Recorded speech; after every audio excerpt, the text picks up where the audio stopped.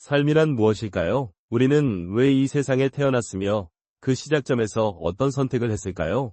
수많은 철학자와 심리학자들이 이 질문에 답을 찾으려 했지만 칼 융은 인간의 존재 자체가 이미 하나의 거대한 예라고 말합니다. 태어나기 전 우리는 의식적으로 기억하지 못하지만 영혼 깊숙한 곳에서 이 세상에 오기로 삶을 받아들이기로 결단했다고 볼 수 있습니다. 오늘은 그 존재의 첫 번째 선택, 즉 삶을 받아들이는 용기에 대해 이야기해보려 합니다. 누구나 한 번쯤 왜 나만 이런 고통을 겪어야 할까? 내 삶에 의미가 있을까? 라는 질문을 던져봅니다. 하지만 이 질문의 이면에는 이미 삶을 받아들인 용기, 그리고 존재에 대한 깊은 동의가 숨어 있습니다. 우리가 이 세상에 태어났다는 사실 자체가 이미 미지의 여정에 스스로를 던진 용기 있는 선택임을 잊지 마세요.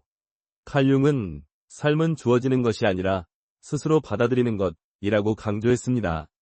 즉, 우리는 태어나기 전 의식의 깊은 곳에서 이 삶을 선택하고 그 모든 기쁨과 슬픔, 성공과 실패를 받아들이기로 동의한 것입니다. 삶을 받아들이는 용기는 단순히 살아간다는 의미를 넘어서 자신의 존재를 긍정하는 근원적 힘입니다. 우리는 누구도 자신의 출생 환경, 가족, 시대, 몸을 선택하지 못합니다. 하지만 이 모든 조건을 안고도 그래, 나는 이 삶을 살아가겠다고 무의식적으로 결단했기에 지금 이 자리에 있는 것입니다. 이 용기는 우리가 매일 맞이하는 크고 작은 선택의 순간에도 반복됩니다. 아침에 눈을 뜨고 하루를 시작하는 것, 새로운 도전을 받아들이는 것, 실패와 상처 앞에서 다시 일어서는 것.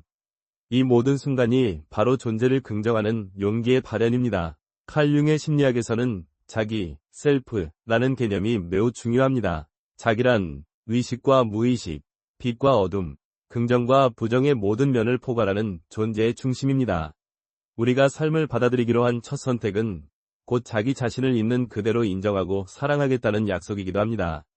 자기와의 만남은 때로 두렵고 불편할 수 있지만 그 과정에서 우리는 진정한 성장과 자유를 경험하게 됩니다. 삶을 받아들이는 용기는 자기 자신을 마주하는 용기, 그리고 내 안의 다양한 목소리와 감정을 포용하는 힘에서 비롯됩니다. 삶을 받아들이는 용기는 또한 운명과 자유라는 두 축 사이에서 균형을 잡는 힘이기도 합니다. 우리는 주어진 조건과 환경, 사회적 기대 속에서 살아가지만 그 안에서도 나만의 길을 선택할 자유가 있습니다. 칼 융은 운명은 우리가 맞이하는 것이 아니라 우리가 만들어가는 것이라고 말합니다. 즉, 삶을 받아들이는 순간 우리는 소동적인 존재가 아니라 자신의 운명을 능동적으로 창조하는 창조자가 됩니다. 이 과정에서 우리는 수많은 시련과 유혹, 실패와 좌절을 경험하지만 그 모든 순간이 나를 더 깊고 단단하게 만들어줍니다. 이 세상에 태어난 모든 존재는 이미 엄청난 용기를 지닌 존재입니다. 삶을 받아들이는 첫 번째 선택은 자신이 누구인지, 왜 이곳에 왔는지, 어떤 의미를 찾고 싶은지에 대한 근원적 질문을 던지게 합니다. 그리고 그 질문에 답을 찾으려는 과정 자체가 이미 의미 있는 여정입니다. 우리가 겪는 모든 기쁨과 아픔, 만남과 이별, 성공과 실패는 결국 나는 이 삶을 받아들이겠다는 깊은 동의에서 비롯된 것입니다. 삶을 받아들이는 용기는 우리 내면의 불확실성과 두려움을 마주하는 용기이기도 합니다. 인생은 예측할 수 없는 사건과 변화로 가득 차 있지만 그 모든 것을 포용하고 받아들이는 태도는 우리를 더욱 강인하게 만듭니다. 칼 융은 이러한 용기를 영혼의 성숙이라고 불렀으며 이는 자기 자신과 세계에 대한 깊은 신뢰에서 비롯된다고 설명했습니다. 또한 삶을 받아들이는 용기는 우리에게 현재에 집중하는 힘을 줍니다. 과거의 후회나 미래에 대한 불안에 사로잡히기보다는 지금 이 순간을 온전히 살아가는 것이야말로 진정한 자유와 행복의 시작임을 일깨워줍니다. 이 마음가짐은 우리로 하여금 삶의 작은 기쁨과 의미를 발견하게 하며 매일을 새롭게 맞이할 수 있는 힘을 줍니다. 삶을 받아들이는 용기는 또한 우리를 타인과의 진정한 연결로 이끕니다. 자신의 존재를 인정하고 살아갈 때 우리는 타인의 존재도 존중하고 이해할 수 있는 마음의 여유를 갖게 됩니다. 이는 깊은 공감과 사랑의 기반이 되며 건강한 인간관계를 형성하는 데 필수적인 요소입니다. 마지막으로 삶을 받아들이는 용기는 우리에게 변화를 두려워하지 않는 태도를 심어줍니다. 인생은 끊임없는 변화의 연속이며 그 변화 속에서 우리는 성장하고 진화합니다. 칼 융은 변화를 수용하는 능력이야말로 진정한 자기 실현의 핵심이라고 강조했습니다. 삶을 받아들이는 용기는 우리로 하여금 변화의 흐름에 몸을 맡기고 새로운 가능성을 향해 나아가도록 격려합니다. 이처럼 삶을 받아들이는 용기는 단순한 선택을 넘어 우리 존재의 근본적인 태도이며 우리 삶의 방향을 결정짓는 중요한 원칙입니다. 당신이 이 용기를 마음에 새기고 매일의 삶 속에서 실천할 때 당신은 진정한 자유와 평화를 경험하게 될 것입니다. 태어나기 전 이미 선택한 이 길 위에서 당신은 매 순간 성장하며 빛나는 존재로 거듭날 것입니다. 삶을 받아들이는 용기 다음에 우리 영혼이 선택한 두 번째 운명의 길은 바로 내면의 각성, 즉 의식의 여정과 깨어남의 약속입니다. 우리는 단순히 숨쉬고 살아가는 존재로 이 세상에 온 것이 아닙니다. 태어나기 전 영혼은 이 세상에서 단순한 생존을 넘어서 깨어있는 존재가 되기로 어둠 속에서 스스로의 빛을 발견하기로 결심했습니다. 이 각성의 여정은 칼 융이 말한 개성화, 인디비주에이션의 시작이자 인간이 진정한 자기 자신을 찾아가는 가장 깊고도 아름다운 여정입니다. 각성은 어느 날 갑자기 찾아오는 번개와 같은 사건이 아닙니다. 오히려 아주 서서히, 때로는 고통스럽게, 때로는 기쁨과 함께 찾아오는 내면의 변화입니다. 어린 시절 우리는 세상의 규칙, 가족의 기대, 사회의 질서에 맞추어 살아갑니다. 하지만 어느 순간 설명할 수 없는 공허함이나 반복되는 고민, 혹은 삶의 위기 앞에서 우리는 내면을 바라보게 됩니다. 이때 의식은 어둠 속에서 작은 불씨처럼 깨어나기 시작합니다. 칼 융은 이 순간을 두 번째 탄생이라고 불렀습니다. 물리적 탄생 이후 진짜 인간으로 거듭나는 과정이 바로 의식의 각성입니다. 이 여정에서 우리는 먼저 자아, 에고와 자기, 셀프, 위 차이를 느끼게 됩니다. 자아는 일상에서 우리가 인식하고 조종하는 부분, 즉 사회적 역할과 표면의 의식입니다. 반면 자기, 셀프는 무의식과 의식을 아우르는 존재의 중심, 우리 내면의 궁극적 통합을 상징합니다. 내면의 각성은 자아의 한계를 인정하고 무의식의 소리에 귀를 기울이며 점차 자기로 통합되어 가는 과정입니다. 이때 우리는 자신의 그림자, 억압된 감정, 두려움, 그리고 숨겨진 가능성까지 마주하게 됩니다. 이 모든 것을 껴안고 통합하는 것이 진정한 각성의 길입니다. 깨어남의 약속은 단순히 알고 있는 것에 머무르지 않습니다. 진정한 각성은 자신의 감정, 생각, 욕망, 상처를 있는 그대로 바라보고 그것이 나의 일부임을 인정하는 용기에서 시작됩니다. 자아 성찰과 자기 발견은 이 과정의 핵심입니다. 매일의 일상에서 자신을 관찰하고 반복되는 감정이나 행동의 패턴을 인식하며 그 이면에 숨겨진 진짜 욕구와 두려움을 탐색하는 것. 이것이 내면의 각성의 실질적인 첫걸음입니다. 이 여정은 결코 쉽지 않습니다. 때로는 과거의 상처가 떠오르고 자신이 외면했던 그림자와 마주해야 하며 익숙한 삶의 방식이 더 이상 의미 없게 느껴질 수도 있습니다. 하지만 바로 이 순간 우리는 진짜 변화의 문턱에 서게 됩니다. 칼 융은 무의식이 의식화되지 않으면 그것은 운명으로 남는다고 했습니다. 즉, 우리가 내면의 신호를 외면할수록 삶은 반복되는 패턴과 고통에 갇히지만 내면을 직면하고 각성할 때 비로소 새로운 가능성과 자유가 열립니다. 깨어남의 여정에는 반드시 경계의 순간이 찾아옵니다. 익숙함을 내려놓고 낯선 자신과 마주하는 용기가 필요합니다. 이 과정에서 우리는 때로 혼란을 느끼고 길을 잃은 듯한 두려움에 사로잡히기도 합니다. 그러나 이 혼돈 속에서 진정한 자아가 태어납니다. 내면의 목소리를 듣고 자신의 진실을 받아들이는 순간 우리는 더 이상 타인의 기대나 사회의 틀에 갇힌 존재가 아니라 스스로의 삶을 창조하는 주체가 됩니다. 각성의 길은 평생에 걸쳐 이어지는 여정입니다. 매일의 작은 성찰, 새로운 경험, 의미 있는 만남, 그리고 반복되는 실패와 도전을 통해 우리는 점점 더 깊은 자기 자신을 발견하게 됩니다. 이 과정에서 중요한 것은 완벽해지려는 것이 아니라 더 진실해지려는 태도입니다. 내면의 각성은 나는 누구인가, 나는 무엇을 원하는가, 나는 왜 여기에 있는가라는 근본적인 질문을 끊임없이 던지게 합니다. 그리고 그 질문에 대한 답을 찾아가는 과정 자체가 우리 삶을 더욱 풍요롭고 의미 있게 만듭니다. 마지막으로 내면의 각성은 나만의 여정이 아니라 세상과 연결되는 길이기도 합니다. 자신의 진실을 발견하고 그 진실로 세상과 소통할 때 우리는 더 깊은 공감과 연대를 경험하게 됩니다. 깨어있는 존재로 살아가는 것. 이것이야말로 태어나기 전 영혼이 이미 선택한 두 번째 운명의 길입니다. 당신의 내면에서 시작된 작은 불씨가 언젠가 세상을 밝히는 큰 빛이 될 수 있음을 기억하세요. 살다 보면 문득 이런 생각이 들 때가 있습니다. 왜 내 인생에는 비슷한 상황이 반복될까? 왜 나는 늘 비슷한 상처, 비슷한 관계, 비슷한 도전에 부딪힐까? 이런 의문은 단순한 우연이 아닙니다. 칼 융의 분석 심리학은 우리 삶에 반복적으로 나타나는 테마와 패턴, 그리고 그 뿌리가 가족과 환경에 깊이 연결되어 있음을 보여줍니다.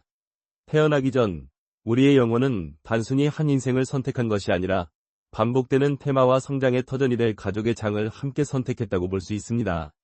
인생의 패턴은 마치 오래된 이야기처럼 세대를 넘어 반복됩니다. 어떤 사람은 늘 인정받으려 애쓰고 또 어떤 이는 버림받을까 두려워하며 살아갑니다.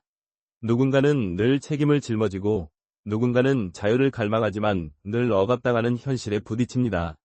이런 반복은 단순히 개인의 성격이나 운명의 문제가 아니라 가족이라는 심리적 장에서 비롯된 깊은 구조적 힘에서 나옵니다. 융은 이를 집단 무의식과 아키타입, 원형, 위작용으로 설명했습니다. 우리가 태어나서 처음 만나는 가족은 단순한 혈연을 넘어 우리 내면의 심리적 패턴과 삶의 테마를 각인시키는 가장 강력한 무대입니다. 가족은 우리의 첫 번째 거울입니다. 우리는 가족의 시선, 말투, 감정, 기대를 통해 나는 누구인가, 나는 사랑받을 자격이 있는가, 나는 어떤 존재인가를 배우기 시작합니다. 이 과정에서 부모, 형제, 조부모 등 가족 구성원들은 각각 특정한 심리적 역할과 상징을 갖게 됩니다. 예를 들어, 어머니는 보호와 수용, 아버지는 권위와 방향성, 형제는 경쟁과 협력의 원형을 대표합니다. 그러나 이 역할은 언제나 이상적이거나 완전하지 않습니다. 오히려 결핍, 상처, 갈등, 오해가 쌓이며 우리는 그 안에서 자신만의 생존 전략을 만들어갑니다. 이렇게 형성된 가족 내의 패턴은 무의식 속에 깊이 각인되어 이후에 인간관계, 사랑, 우정, 직장, 사회생활 등 삶의 모든 영역에 영향을 미칩니다. 반복적으로 비슷한 사람을 만나거나 같은 실수를 반복하거나 특정 감정에 쉽게 휘둘리는 이유도 여기에 있습니다. 융은 무의식이 의식화되지 않으면 그것은 운명으로 남는다고 말했습니다. 즉, 우리가 가족 내에서 배운 패턴을 인식하지 못하면 그 패턴은 마치 운명처럼 우리 삶을 이끌어가게 됩니다. 그러나 이 반복은 결코 형벌이나 저주가 아닙니다. 오히려 성장의 터전, 변화의 기회입니다. 영혼은 태어나기 전 완벽한 환경이 아니라 자신의 성장에 필요한 도전과 테마가 담긴 가족을 선택합니다. 어떤 이는 사랑의 결핍을 통해 자기 사랑을 배우고 어떤 이는 갈등과 상처를 통해 용서와 이해, 자립을 배웁니다. 가족의 장은 고통만을 주는 곳이 아니라 우리가 진짜로 나를 발견하고 내면의 힘을 깨우는 첫 번째 무대입니다. 여기서 중요한 것은 가족 패턴을 무조건 반복하는 것이 아니라 그것을 인식하고 의식적으로 선택하는 힘을 기르는 것입니다. 반복되는 테마를 알아차릴 때 우리는 더 이상 그 패턴의 노예가 아니라 주체가 됩니다. 예를 들어 늘 인정받으려 애쓰는 자신을 발견했다면 그 뿌리가 가족 내에서의 경험, 부모의 조건부 사랑, 형제와의 경쟁 등에 있음을 인식하는 것만으로도 변화의 문이 열립니다. 그 순간부터 우리는 나는 더 이상 이 패턴을 반복하지 않겠다. 나는 나만의 길을 선택하겠다. 고 선언할 수 있습니다. 또한 가족의 장은 단지 상처만을 남기는 곳이 아닙니다. 그 안에는 세대를 넘어 전해 내려오는 지혜, 용기, 사랑, 회복력도 함께 흐릅니다. 우리는 가족을 통해 상처받기도 하지만 동시에 가족을 통해 치유받고 성장할 수 있는 힘도 얻습니다. 자신의 가족사를 돌아보고 반복되는 테마와 패턴을 인식하며 그 안에서 나만의 의미와 가치를 발견하는 것. 이것이 바로 진정한 내면의 성장이 시작되는 지점입니다. 결국 삶의 패턴과 가족의 장은 우리의 운명을 결정짓는 것이 아니라 성장의 터전을 마련해주는 역할을 합니다. 반복되는 테마를 인식하고 그 안에서 새로운 선택을 할 때 우리는 비로소 가족의 역사를 넘어 자신의 삶을 창조하는 존재가 됩니다. 당신이 지금 겪고 있는 반복, 갈등, 상처, 그 모든 것은 더 깊은 자각과 성장을 위한 초대장입니다. 가족이라는 심리적 장에서 시작된 이야기는 결국 당신만의 고유한 서사로 이어질 수 있습니다. 그리고 그 변화의 첫걸음은 반복을 인식하고 그 안에서 새로운 길을 선택하는 용기에서 시작됩니다. 우리가 진정한 자기 자신으로 성장하기 위해 반드시 마주해야 하는 것이 있습니다. 바로 내면의 그림자입니다. 칼 융은 그림자를 의식적 자아가 인식하지 못하는 무의식의 어두운 측면이라고 정의했습니다. 그림자는 우리가 부끄럽거나 두려워서 외면하고 억압해온 감정, 욕망, 기억, 그리고 사회적 기준에 맞지 않는 나의 모습까지 모두 포함합니다. 하지만 그림자는 단순히 부정적이거나 숨겨야 할 부분만은 아닙니다. 오히려 그림자를 제대로 바라보고 통합할 때 우리는 더 깊고 온전한 자기 자신으로 거듭날 수 있습니다. 그림자는 우리의 삶 곳곳에서 다양한 방식으로 모습을 드러냅니다. 설명할 수 없는 불안, 반복되는 습관, 타인에게 느끼는 강한 반감이나 부러움, 혹은 관계 속에서 반복되는 갈등 등이 모두 그림자의 신호일 수 있습니다. 예를 들어, 타인의 성공이 유난히 불편하게 느껴진다면 내 안에 억눌린 열등감이나 미처 인정하지 못한 욕망이 그림자로 작동하고 있을 수 있습니다.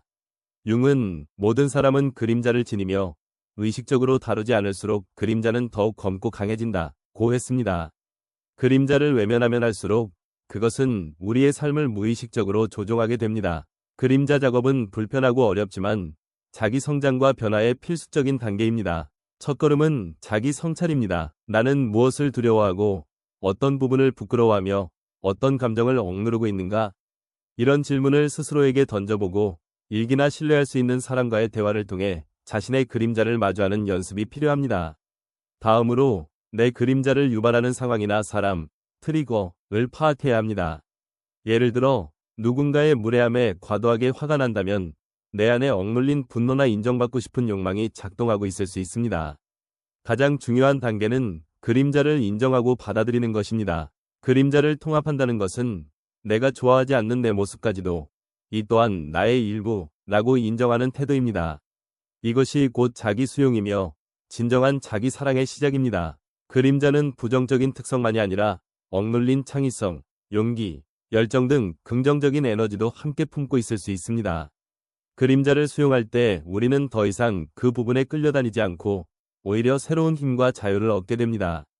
관계 속에서 그림자는 더욱 선명하게 드러납니다. 가족, 친구, 연인, 직장 동료 등 가까운 사람들과의 갈등이나 오해, 강한 감정 반응은 내 그림자가 타인에게 투사되는 대표적인 예입니다. 예를 들어 내가 싫어하는 상대의 모습이 사실은 내 안에 억눌린 그림자일 수 있습니다. 융은 우리가 타인에게 투사하는 그림자를 인식할 때 진정한 자기 이해와 관계의 치유가 시작된다고 강조했습니다. 그림자를 인정하고 통합할수록 우리는 타인에 대한 이해와 공감, 그리고 건강한 경계를 세울 수 있게 됩니다. 그림자 작업은 일회성이 아니라 평생에 걸친 자기 탐구의 여정입니다. 한번 그림자를 마주했다고 해서 모든 문제가 해결되는 것은 아닙니다. 삶의 새로운 국면, 새로운 관계, 새로운 도전 앞에서 또 다른 그림자가 드러나기 마련입니다. 하지만 그림자를 두려워하지 않고 오히려 성장과 변화의 기회로 받아들일 때 우리는 점점 더 온전한 자기 자신에 가까워집니다. 그림자와의 만남은 어둠을 빛으로 바꾸는 연금술과도 같습니다. 자신의 어두운 면을 인정하고 수용할 때 그 안에 숨겨진 진정한 빛과 가능성이 드러납니다. 이는 자기인식의 확장, 더 큰 자기 수용, 더 깊은 인간관계, 그리고 궁극적으로 자기 실현으로 이어집니다. 나도 그럴 수 있지 라는 관대함으로 자신과 타인을 바라볼 때 우리는 더 이상 자신의 약점에 끌려다니지 않고 오히려 그것을 힘으로 바꿀 수 있습니다.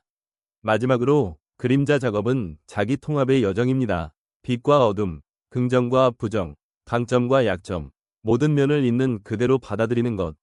이것이야말로 융이 말한 진정한 자기 실현의 길이며 우리가 이 세상에 태어나기 전 이미 선택한 네 번째 운명의 길입니다. 그림자를 두려워하지 마세요. 그 안에 당신이 아직 발견하지 못한 새로운 힘과 가능성이 숨어 있습니다. 삶의 여정에서 우리는 늘 두 가지 힘 사이에 서 있습니다. 하나는 우리를 이끌고 밀어붙이는 운명이라는 보이지 않는 흐름.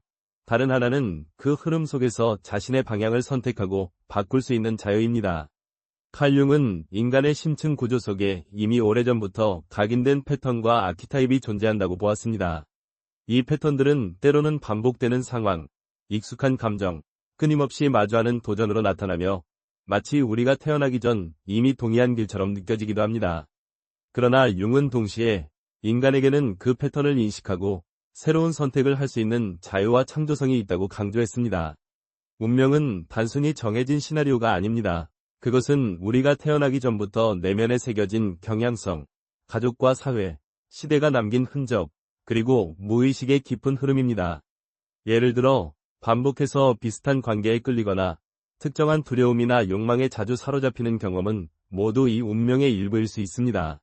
하지만 이 운명은 우리를 가두는 감옥이 아니라 오히려 성장과 변화를 위한 무대입니다. 운명은 우리가 맞이하는 것이 아니라 우리가 만들어가는 것이라고 말합니다.